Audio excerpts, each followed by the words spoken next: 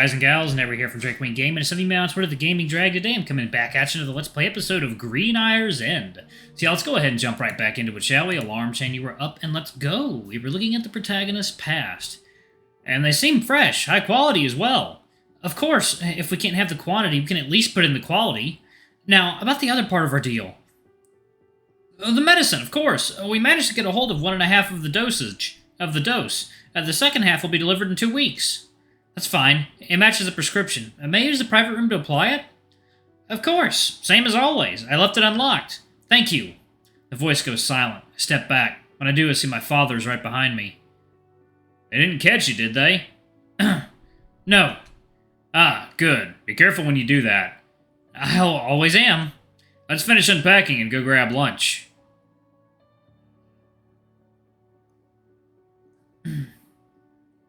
Why did you ask for Mom's recipe? I thought you'd like it. It's something we have to remember her by, even if it's not prepared by her personally. I think we still have plenty of her left in the house. We'll have to disagree on that. Did I say something wrong? At that moment, someone turns the corner to the dining room. It's not someone I recognize. Oh, I wasn't aware there were more clients today. Don't mind us. You're welcome to join. Lorelei Anderson, okay. Ah, thank you. My name's Lorelei Anderson. It's a pleasure to meet you, Mr. Anderson. I'm Rodrigo Rocha. No need for formalities on my end. This is my son, Daniel. Just Dan is fine. And Lorelei's okay for me. Lorelei Anderson. Could you perhaps be the journalist that will be helping with the upcoming festival? Oh, yes. I thought it was confidential information for the moment, though. Their eyes are unusual colors. Well, maybe except for the dad. The dad's like intense blue. Theirs are like way lighter, especially his. It is, but it so happens we're part of the organizers. I'm a sponsor, to be precise. The CEO of Green Eyre's Construction. And Dan? I'm helping with research, mostly just tagging along, though. So you're my partners in crime, then. Let's steal the attention of all the town. You have a positive attitude. Good. This town is filled with enough conflict as it is. Would you mind telling me more about the town? There isn't much information online. I'd be glad to. Green Eyre's Inn was founded roughly 200 years ago.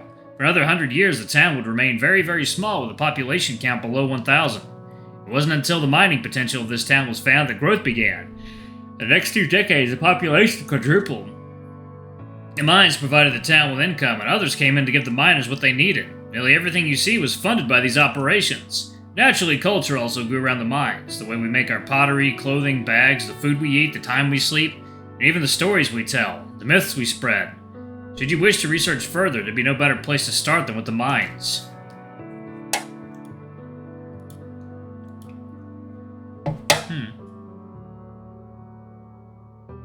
Second, y'all.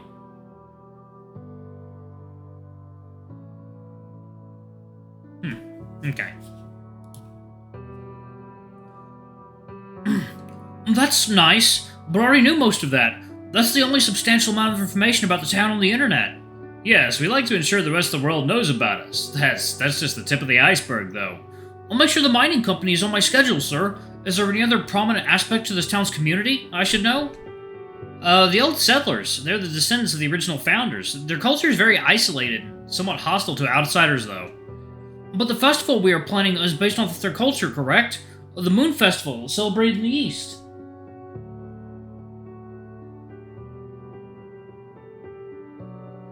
Okay. Indeed, and it took a lot of convincing for us to get this one chance. And only thanks to the mayor. So, the mayor is in good terms with them. She's a descendant, which means she gets to speak more than a single word with the chief. You don't always need to go to the chief. Oh wow, these are some hairy people. He looks a little familiar. Sorry for crashing the party, and good morning, everybody. Morning, Neil. Good morning, sir. Who's our other guest? I'm not a guest, just a client passing by. Name's Fime. I'm one of the old settlers, the one responsible for managing outside businesses. I'm Lorelei, a journalist from overseas. Sorry, but I overheard some of the conversation. You're the one helping with the festival, correct? I was told to be your contact with the old settlers. Nice meeting you here. Any particular reason I find you here today? The hotel trades resources with the old settlers. They have to import a lot from outside, so it's convenient for us to hire them as a dealer. We exchange mostly spices, food, and tools. Do you export furniture or art? Ah, no. Exchange of items considered to be culturally relevant is forbidden. That includes most furniture as an artistic work. Do you perhaps have ways to communicate with the outside then? I wasn't given any phone number to contact you from. Phones are the forbidden items list. Phones are on the forbidden items list. However, I'm allowed to use the public one at Town Hall for work. I prefer emails. They archive easily. That'll make trading information very slow. How can we meet in person again? I have an approval from the chief to give you a tour of the village. We just need to schedule it. Nice! Can I bring anyone along? One more person is fine. Neil is coming too. Can I go? Daniel? Heh.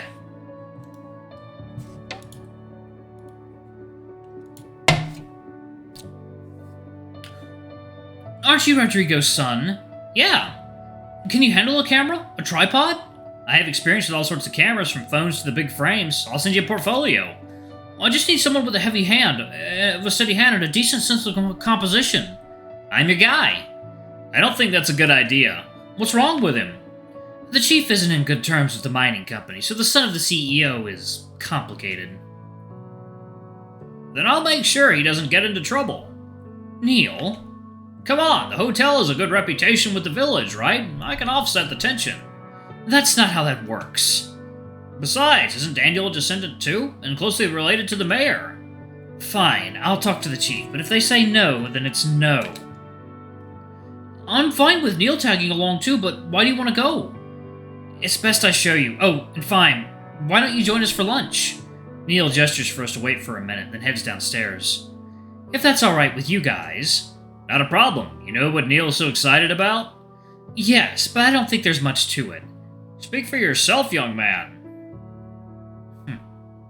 Neil comes back, carrying a vase. He puts a cloth down on the table, then the vase on top of it. Ooh. Small plants are growing from it, their whole length colored bright gold. It's not just the color either. The texture is unusual too. I reach for it. It's hard, but it's hard. It barely bends. And it releases these glowing fuzzy bits. It's the strangest plant I've ever seen. Where did you find this? In the mountains to the south, at the edge of the river. I took a sample a few months back, and to my surprise, managed to grow it in a garden. I showed it to Fime once, and he said these looked like something he's seen before. Midnight Sunray, that's what we call it in the village. One of our old gardeners named it. It's not rare to find some unrecognized fauna in the village. I thought it was normal, but Neil says it's not. In all my years as a botanist, never have I heard of a plant like this, and the ones you have once described are even weirder. So I want to see it with my eyes, study them. And I think it'd be best to have an outside professional opinion on them. Who knows if they're dangerous or not? We're having a biology segment too? Well, I guess I hit the jackpot with this gig. Lunch is ready! Oh, I better get this out of here. The scene fades out, and I'm back to the entrance of the hotel. I decide to look around for a bit, starting with the main hall. There's a couple of cabinets with snacks, some board games, bonsais on display. The hotel isn't very big for a hotel it is. There's 5 rooms for guests in total, each capable of taking at least 2 customers or more at a time. 2 bathrooms, a dining room, the main hall, an attic, 2 storage rooms, and the lobby. As I track through the main hall again, I hear some voices talking. I approach the room they come from, listening. We have to acquire about 7 kilograms. Have to acquire about 7 kilograms so far. I believe we need 3 more before we can get in. Sounds like some perfect dark music. I'm down for it. That's what I wanted to talk to you about. The chief is growing suspicious. How much does he know? I don't know. He won't say much. Mostly prefers to talk to the detectives about it. Not much trust even with the rest of the village, huh? Nevertheless, I will increase precaution measures. How long do you think it'll take? Assuming things slow down by half, at least another 3 or 4 months. Give me a few days to more carefully examine the situation. By the next meeting, I shall have the answers. Is there another meeting already planned? Yes, same day as the festival planning. We'll use it as an excuse to gather together, in the town hall itself after the official procedures. With that out of the way, I also want to discuss another matter with you regarding Daniel's involvement. You're worried about him going to the village. Should I pretend the chief denied his proposal? Only if you think it'll be too dangerous. However, I think we can use the opportunity to our advantage. So far, we've been working with limited intel in the village's cave system, but if that journalist is going to be taking photos of it, then it could help our operation move faster, especially if Daniel is going to be holding the camera. Are you going to bring him in on our plans? He's a sneaky and clever boy, probably suspects it already. I intend to have him with us before this trip. And then you should check in with the others. As for me, I don't mind. You be careful with that journalist, though. They wouldn't have the job they have and be successful if they weren't crafty. I figured as much. The conversation fades. Looks like I got myself involved in a whole lot of trouble. Wouldn't be surprised if that's what got me killed. I should pay a visit to the town hall then, or maybe the village first. There's only one place left to check now, the hotel's owner's rooms. Hotel owner's rooms, that's a nice room. I find their bedroom downstairs near the back of the hotel. They don't keep much besides the essentials here. The only things I have to search are their phones. Thankfully, they light up when I touch them. I wonder if it's okay for me to snoop into something this private. Not that I haven't already done it before, but this feels different. Then I remember what the manager told me, that my subconscious can transform the environment, and how my father's computer shut it off. Whatever is in this phone, if I can interact with it, then it might relate to my past life somehow. I pick one of them up, the message app immediately popping up. It's Gloria's phone. Gloria's messages are primarily for hotel businesses, but there's also a text exam with a psychiatrist. It seems the old lady is worried about a ghost haunting the hotel. Weirder is that this psychiatrist seems convinced it exists.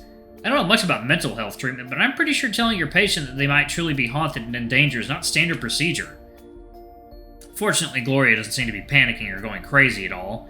She seems to think this ghost is just a minor nuisance and is more curious about what it wants. The doctor tells her about a couple procedures to expel the ghost and asks for her to be cautious or expel the ghost. A doctor, really?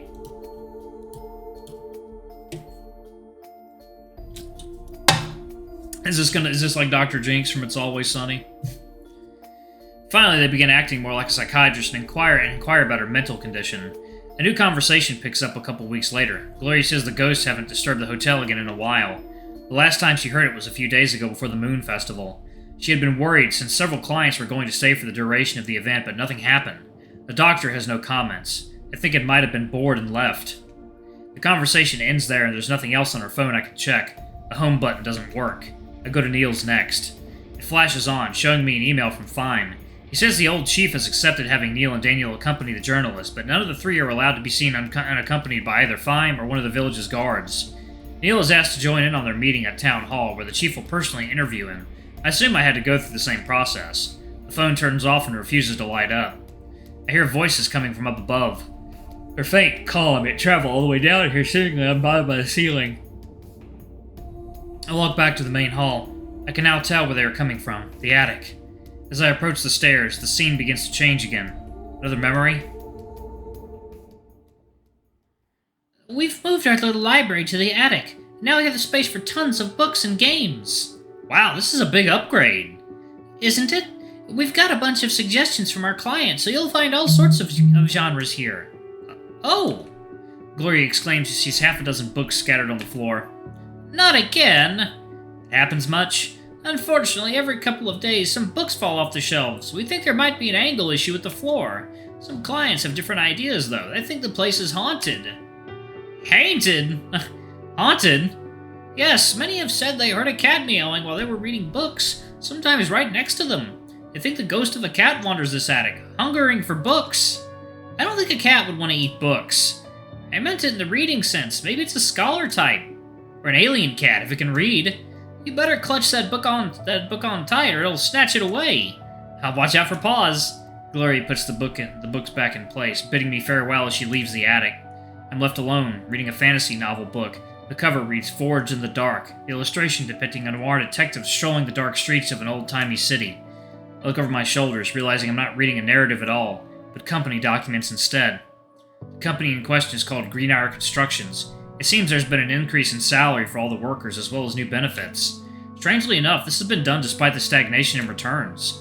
As I turn the pages, I see documents of different companies as well, mostly local ones. There's a food shop, a tool shop, clothing store, and more. There's common circumstances across all of them, that being the increase in prices, expansion, and recent stock acquisitions. Then I look at some photographs of personal documents from my father. It seems all the companies mentioned have recently received major investments by him indirectly. Alright, y'all. I'm actually going to pause it right here. Thank y'all so much for watching. Don't forget to like, comment, subscribe, ring that notification bell, and check out our Patreon if you can. It always helps. Before I go, I'm going to give a quick shout out to our lovely bronze tier patrons. Thank y'all for all I do for the channel. We greatly appreciate your support. Thank you to our silver tier patron, Kate Silver, and thank you for going a bit above and beyond. It's greatly appreciated. Thank you to our gold tier patron, Zeke. You're awesome. We love you. Thank you for subbing to Ultimate Tier. Anyway, if y'all want to get your names in the credits, get access to all of our not safe for more contents as little as $5. Alrighty, I love you all, and I shall see y'all in the next video. Bye-bye!